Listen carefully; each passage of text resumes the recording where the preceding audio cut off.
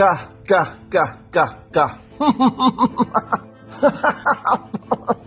Okey tuan-tuan, dalam konten kali ni saya nak kurangkan sikit ya menggunakan perkataan-perkataan sumpah seranah pada dia ni.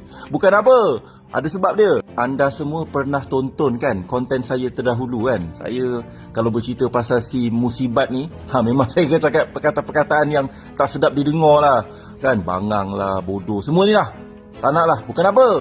Banyak video saya kena ban lah. Rupanya ada juga ejen Mossad dekat Malaysia ni yang tonton video saya, yang tak senang duduk kalau saya kecam Mamat ni ya. Dan saya tahu kebanyakan viewer video saya ni daripada Indonesia.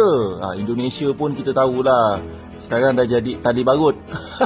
Tali barut itu. Tapi tuan-tuan, saya tak boleh resist myself daripada komen pasal isu ni. Anda tahu kan apa yang berlaku semalam? 26 daripada 27.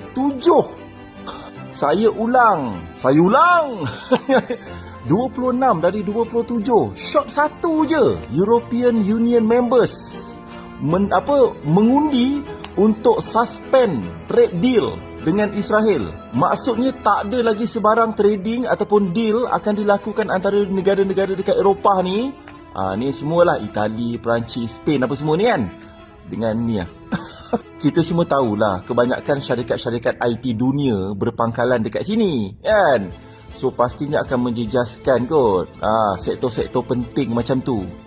Saya sedih lah tuan-tuan, kesian pun ada dalam negara Eropah NATO tak support kau ke atas kempen serangan terhadap Iran ni kan. Lepas tu kau kena sabotage, kena boycott lagi dengan trade deal suspension.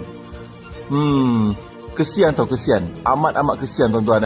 Dan nanti dulu, yang paling terbaru semalam, dengar cerita dia claim apa tau. Dia cakap Pakistan ni negara teroris.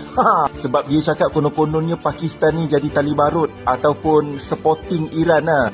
Dan konon-kononnya, bukan konon pun, memang betul pun, yang Pakistan ni berat sebelah ketika sesi rundingan antara pihak Iran dengan Israel di Islamabad tempoh hari ya. Aduhai, Israel, dengar ni ya. Mintalah video aku ni tak kena ban Kesian lah.